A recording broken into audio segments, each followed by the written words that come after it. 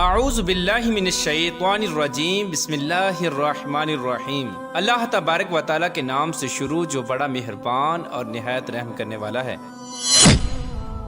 ایک ایسی پورا اسرار کتاب جس کو پڑھنے والا یا تو پاگل ہو جاتا ہے یا پھر اس کو قتل کر دیا جاتا ہے۔ اور یہ بات کتنی سچ ہے کہ یہ کتاب دنیا کی سب سے خطرناک کتاب ہے، اور دنیا کے بہت سارے ممالک میں اس کتاب کو پڑھنے پر پابندی کیوں عائد کی گئی۔ پیار دوستو، آج کی اس منفرد ویڈیو میں ہم آپ کو ایک ایسی شیطانی کتاب کے بارے میں بتائیں گے کہ جس کے بارے میں جاننے کے بعد آپ کے ہوش اڑ جائیں گے۔ اس شیطانی کتاب کو کیوں تحریر کروایا گیا اور اس کتاب کے لکھنے کا مقصد کیا تھا، اور شیطان اس کتاب کو تحریر کروا کر کیا کچھ حاصل کرنا چاہتا تھا۔ پیار دوستو، شمس المعارف ایک ایسی کتاب ہے جس کو جادوئی دنیا کا بے تاج بادشاہ سمجھا جاتا ہے۔ اس کتاب کو 6 صدی ہجری میں عربی زبان میں تحریر کیا گیا۔ اس کتاب کو تحریر کرنے والے شخص کے بارے میں مختلف روایات پائی جاتی ہیں۔ بعض روایات کے مطابق اس کے مصنف کا نام شرف الدین یا شہاب الدین ہے، اور بعض روایات کے مطابق اس کے مصنف کا نام احمد البونی ہے۔ پیار دوستو، البونی ایک ایسا شخص تھا جو جادو اور عملیات میں بے انتہا مہارت رکھتا تھا۔ پیار دوستو، اس کتاب میں روحانی عملیات اور جنات کو قابو کرنے اور ناجائز طریقے سے مال و دولت اکٹھا کرنے کے بے شمار عملیات اور وظائف درج ہیں۔ یہ عملیات پر مشتمل ایک ایسی کتاب ہے جو عملیات کی دنیا میں ایک الگ مقام رکھتی ہے۔ یہی وجہ ہے کہ دنیا کے بہت سارے ممالک میں یہ کتاب متنازع ہے، اور متنازع ہونے کی وجہ سے اس کتاب کے پڑھنے پر پابندی عائد ہے۔ پیار دوستو، اس کتاب کے بارے میں کہا جاتا ہے کہ جب سے اس کتاب کو تحریر کیا گیا، اس کے تحریر ہونے کے 100 سال بعد تک یہ کتاب کسی کے بھی کام کی نہ تھی، کیونکہ جو کوئی بھی شخص اس کتاب کو پڑھنے کی کوشش کرتا یا تو پھر وہ مجنون ہو جاتا یا پھر جنات اس پر حاوی ہو کر اس کو قتل کر دیتے۔ 100 سال تک اس کتاب کا صرف ایک ہی نسخہ تھا۔ پھر اس کے بعد ایک نامعلوم شخص کی طرف سے اس کتاب میں بہت سارے رد و بدل کیے گئے، اور اس کتاب کے بہت سارے نسخے تیار کیے گئے۔ اس کتاب میں رد و بدل کرنے کی وجہ یہ تھی کیونکہ مصنف کی جانب سے اس کتاب کے اندر بہت سارے ایسے عملیات لکھے ہوئے تھے جن عملیات کی مدد سے انسان بہت بڑے بڑے طاقتور جنات کو اپنے قبضے میں کر سکتا تھا۔ اسی وجہ سے جنات اس کتاب کی حفاظت کیا کرتے تھے، اور جو کوئی بھی شخص اس کتاب کو پڑھنے کی کوشش کرتا یا تو پھر جنات اس کو پاگل کر دیتے یا پھر اس کو قتل کر دیا جاتا، تاکہ کوئی بھی انسان اس کتاب کو پڑھ نہ سکے اور نہ ہی جنات کو اپنی قید میں کر سکے۔ روایات میں آتا ہے کہ کچھ عرصہ گزرنے کے بعد ایک اجنبی عامل کی طرف سے اس کتاب میں سے ان نسخوں کو نکال دیا گیا جن نسخوں کی وجہ سے جنات انسانوں کو قتل کیا کرتے تھے۔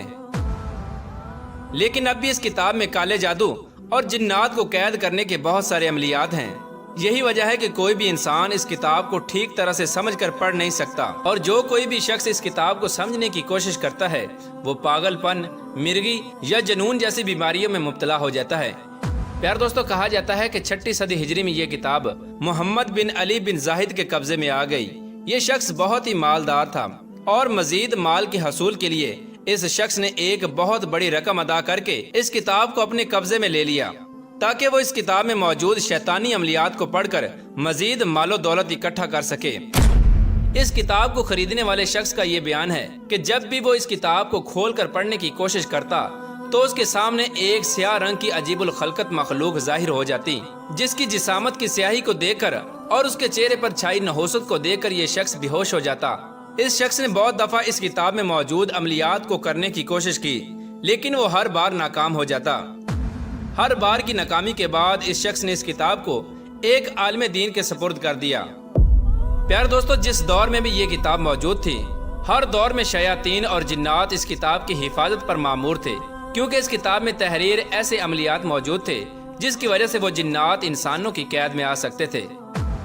پیار دوستو، ان تمام تر واقعات کے بعد یہ کتاب ایک دم سے غائب ہو گئی، اور پھر اس کتاب کے بارے میں کسی کو کچھ علم نہ تھا۔ اور پھر اچانک سے 7ویں صدی ہجری میں یہ کتاب اچانک سے منظر عام پر آ گئی۔ اس وقت کتاب کے اندر موجود بہت سارے مواد کے اندر رد و بدل کی جا چکی تھی۔ اس کتاب کو پڑھنے کے لیے انسان کا عملیات کے اندر ماہر ہونا ضروری ہے۔ اگر آج کے دور میں کوئی شخص بغیر عملیات کے علم کے اس کتاب کو پڑھتا ہے تو آج بھی اس کتاب کے اندر ایسے عملیات موجود ہیں جو انسان کی جان کے لیے خطرہ بن سکتے ہیں، جس کی وجہ سے یا تو انسان پاگل ہو سکتا ہے یا پھر اس کی جان بھی جا سکتی ہے۔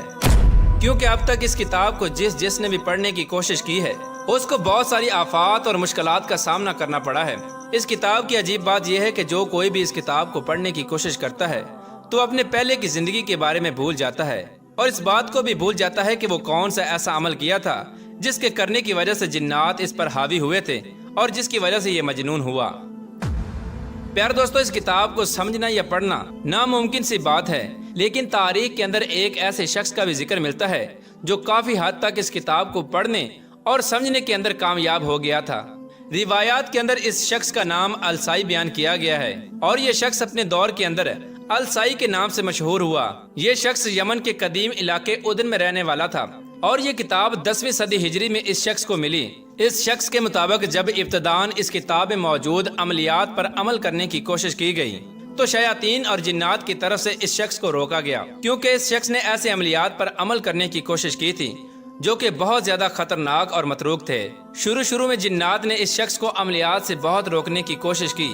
کیونکہ اس شخص کا عملیات سے بہت گہرا تعلق تھا، لہٰذا یہ شخص جنات سے نہیں ڈرا اور اس نے اپنے عملیات کو جاری رکھا۔ اور یہ شخص خوب جانتا تھا کہ جنات کی طرف سے اس پر کون کون سے حملے ہونے والے ہیں، لہٰذا اس نے اپنے آپ کو ان حملوں کے لیے پہلے سے تیار کر رکھا تھا، اور اس نے پہلے ہی بہت سارے ایسے عملیات کر رکھے تھے جس کی وجہ سے شیاطین اس پر حملہ نہ کر سکیں۔